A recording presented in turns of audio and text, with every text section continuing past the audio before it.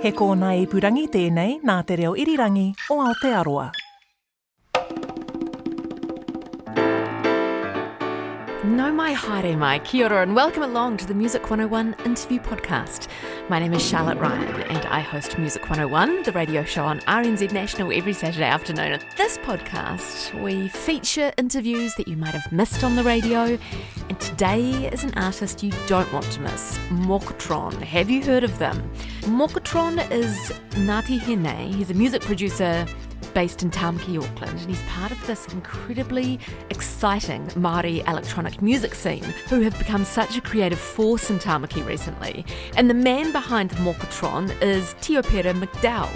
Now, he is fascinating because by day he's a lecturer in Māori Studies and co-heads the Māori and Pacific Studies at Auckland University, but by night he's a musician and artist who has gained a reputation for getting the clubs heaving with a sound that is so distinctively New Zealand, Aotearoa.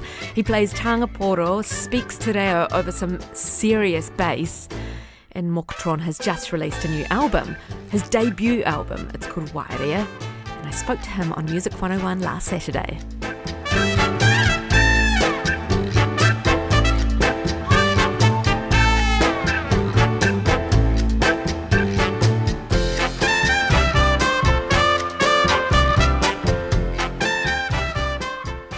Tēnā koe, tēnā koutou. Thank you. A pleasure. You're such a respected educator and you've written a book and you've been playing music for so many years. I understand you started playing piano, then classical guitar, and then moving into dance music. But tell me, who is Mokotron and what is the kaupapa behind this music? Who is Mokotron? I guess we came up with that as a character. The idea that you could have a wooden carving that could come to life and was somehow a wooden robot. I guess it's a persona and a way of exploring, ancient futurism, ancient ideas and futuristic ideas. So, maybe that's the character that I developed. It was so long ago, I can't remember the exact details. I guess it was something like 10 years ago or something like that. But I guess just a way of exploring futuristic ideas through very much sort of pre-European Māori music and culture. So, that's the mythology, I guess. I love it. When you just described that, the robot especially, I thought, oh my gosh, that's the visuals that comes with your music as well, because your music video clips and your artwork is so powerful. Yeah. I mean, and for so long the project was anonymous because, well, it wasn't a person. It was somehow a carving that was a robot that also turned to life. So, I guess I'm very much influenced by underground resistance and Drexciya in particular in Detroit, but so many of our leading electronic music artists over the last 40, 50 years have been quite anonymous in their work, and that's, I guess, a strategy to create a reality beyond just a human being pushing keys and buttons. So, I'm very much following those kind of traditions. When did you decide you didn't want to be anonymous? What was the sort of motivation for you for that? Just live gigs. It was just like, am I really going to go the full route of going on stage in a costume or putting up a sheet? There are different methods, but I was just like, no, I can't be bothered. That's too difficult. So I was like, oh, well, okay, I guess it's not really a wooden robot. It is actually a human being. So, Yeah, because I'm just thinking MF Doom, he always wore a mask, but gosh, that must have been hot when he was playing shows. That's what I was worried about. It's also it's the heat, the way it's going to impact on your skin. How would you play? I did actually try playing pūoro with masks on. It didn't work because I really wanted to just perform with a bandana around my face. And no, you can't play wooden and bone flutes with a bandana covering your mouth. I tried so hard. I put holes in the bandanas and everything just to, try it out.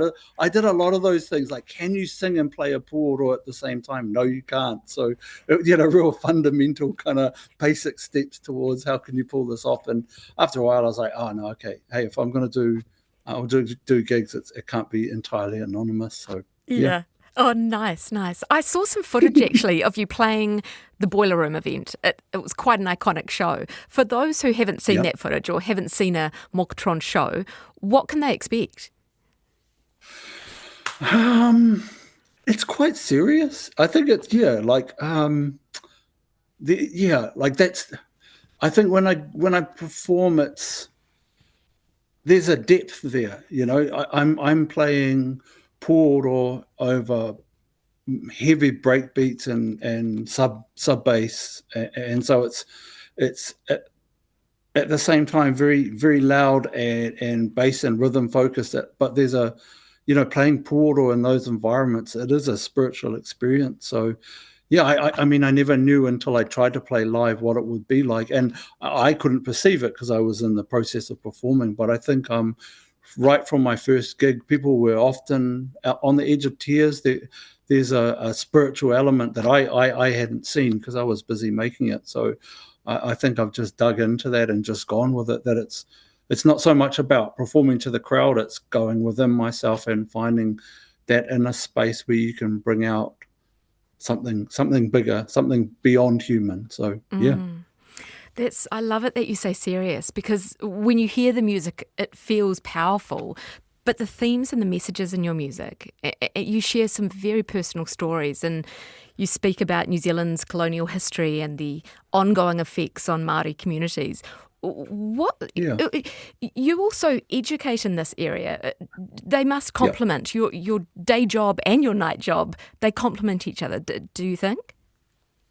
Yeah, totally, and it's probably the same audience too. That's what I've committed my life to, is teaching Māori history and New Zealand history, and just working with people and entering into dialogue and sharing stories so that we begin to understand who we are as a people and as a country and as individuals, and what the places of all people from around the world are upon this whenua. So to be honest, at first I thought the music thing might be an escape from that, and certainly my first few releases were an escape from that. But I don't know, the politics and the history just crept in, and I guess I've just like the more I had to write, the more I had to draw on subject matters, and my life is just in the Māori community, focusing on culture, language, history, and so on. So eventually it was just like, hey, I've just got to collapse these two things. And yeah, totally. The music informs the lectures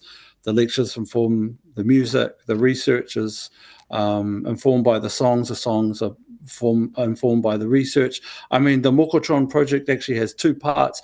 Half of it is a course in Māori Studies at the University of Auckland called Māori 230, and the other part is a creative aspect, which is called Mokotron. So like the cover art for the course are the same for my albums.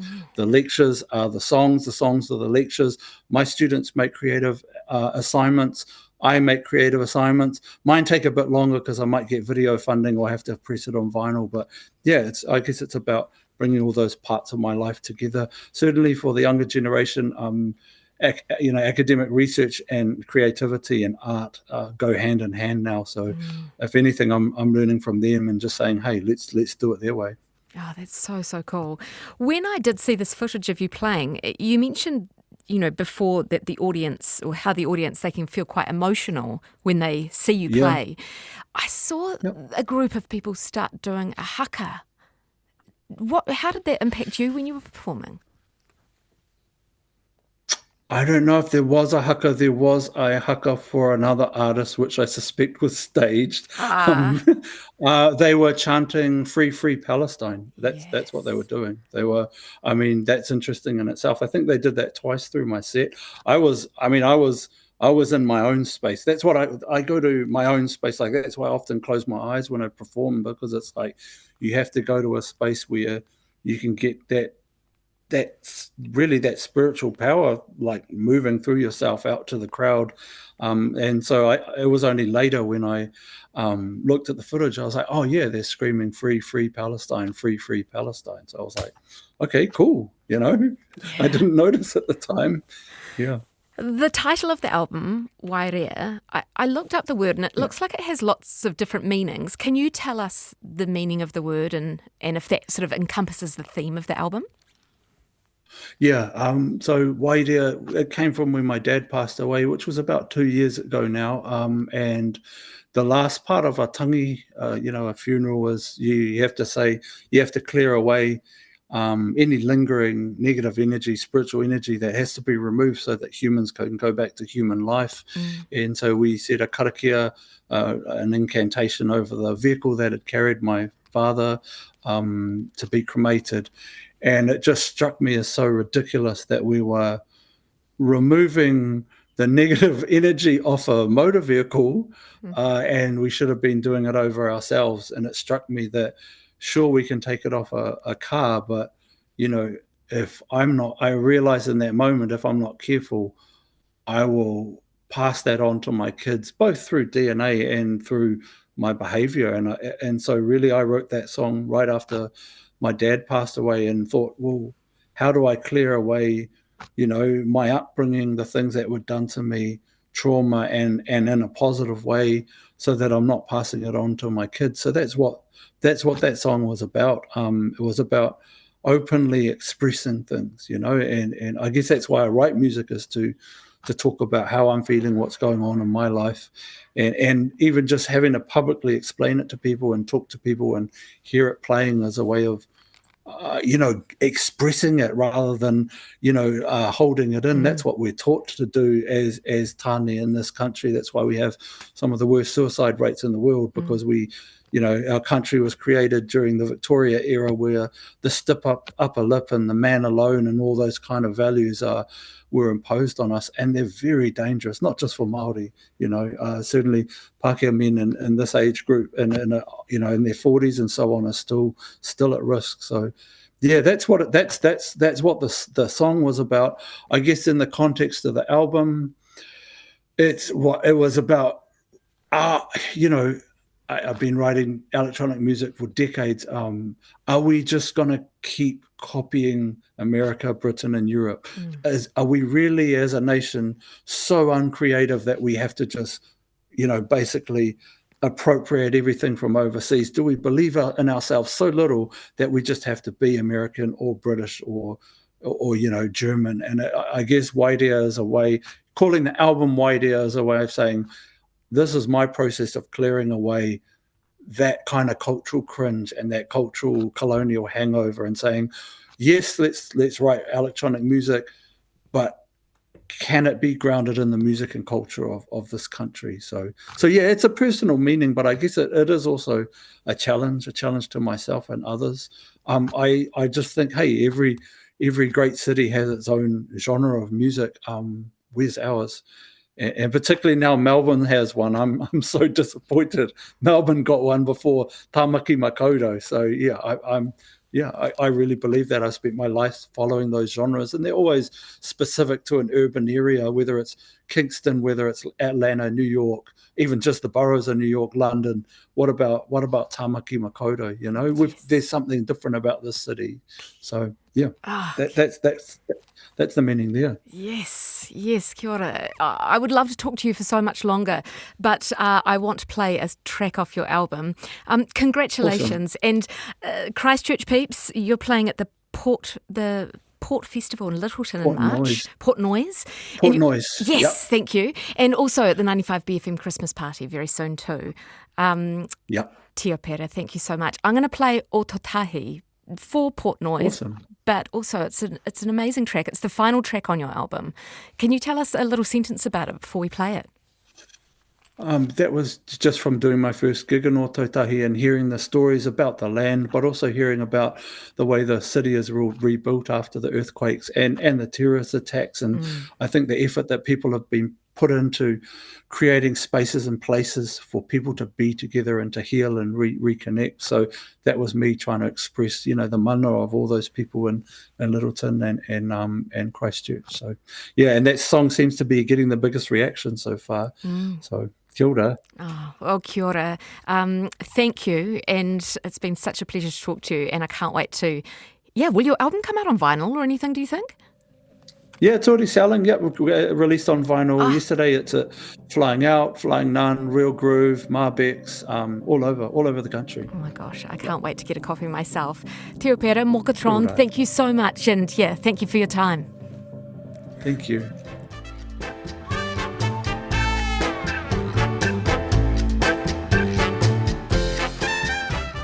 I was speaking with Mokotron about their new album, Wairea. It's so cool, so powerful. You must go and listen to it. And yeah, the man behind Mokotron, Tiopira McDowell, incredibly articulate, intelligent man, a lecturer in Māori Studies at university. And how fascinating that you can actually take a paper at university called Mokotron. So into it. Go and listen to Wairea, Mokotron's new album. While you're there, there's heaps of other amazing Māori electronic artists doing very cool things. Lady Shaka's released a brand new single this year. But if you want to know what Mokotron feels like or the experience of his live performances, check out Mokotron's Boiler Room performance. YouTube. It's amazing. It's spine-tingling. It's powerful. It's so good. All right, that wraps up another Music 101 interview podcast. Until next time, take care, and I'll be live this Saturday from 1 p.m. on RNZ National.